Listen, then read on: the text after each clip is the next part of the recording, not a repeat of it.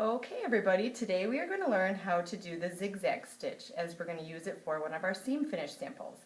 I'm going to show you on the prelude, but I'm also going to point to the emerald because I want you to be able to see your machine dials and be sure that you're on the proper setting depending on which machine it is that you're using.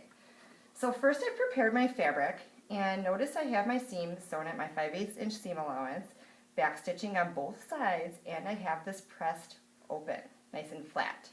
So what I'm going to do is I'm going to take my seam allowance and I'm going to sew on this side with a zigzag, and after I complete that I'm going to turn to the other side and do a zigzag on the other side. So let's take a look at our machine, make sure we have the proper settings. So I've got my machine, noticing here that my stitch selector is on the zigzag setting. So it's this one right here, it's the third one down underneath the buttonhole.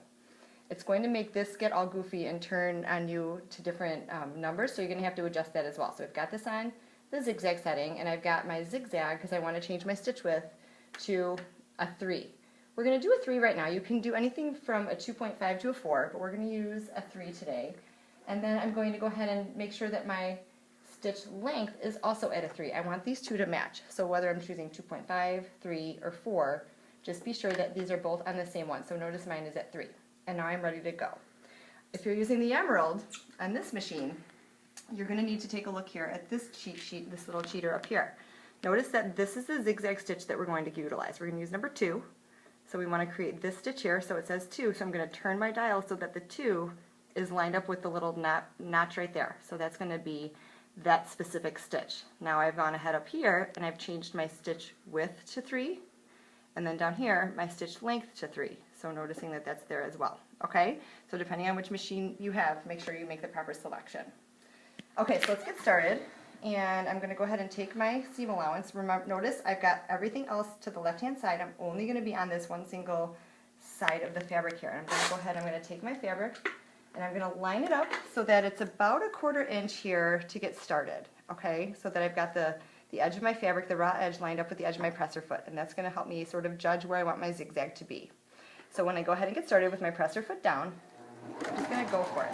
And as I go, I want you to notice a couple things. So as I go through here, over here on this end, this is too close to the seam allowance, to my seam right there, or on this too close on the seam allowance, too close to the stitch. Over here, so notice there's a little extra space right here. You want it to look kind of like this, because you want it to be somewhat close to the edge, so you want it to look just like this. And right here is a poor example. You don't want it to be too close to the edge or it will start to get bunchy.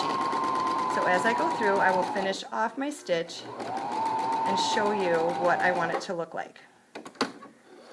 So notice here again, you don't want it this close and you don't want it this far. You want it right in between, so right at this point here. And then here, over here, you notice how it kind of got a little bunchy because it started to grab because I got too close. It started to grab a little bit. So I'll go ahead with the other side and I'll try the best I can here to make sure that it is the proper distance away so you can see a good example. So now I'm going to push all of this over to the left-hand side. I'm going to work only with this seam allowance. So I'm going to go ahead and place it. Now I know that last time it was a little too close. I'm going to start a little bit over from the 1/4 inch from the edge of my presser foot. I'm going to go ahead and I'm going to start. Now you want to go kind of slow. Notice I'm trying to go slow with my foot. Just like when you sew a seam, it's like driving a car. You want to try not to push too hard so you don't go too fast. And I'm going to go ahead and finish off my seam, finish here, and pull that out and show you. So I've got it somewhat at a decent ways away from my seam allowance, or from the edge of my raw edge, sorry about that. So now just to note one last thing, when you're ever doing a zigzag stitch, you don't have to back stitch. So you just go ahead and start and finish, and you don't have to do any back stitching, okay? So when you're done, this is what it should look like. Of course, hopefully looking a little bit more like this or this, not so scrunchy, just like this. And then you go ahead and clip all your threads. And you can pin this to your sheet. Whoops! Pin this to your sheet and turn it into me. And that's it. Thank you.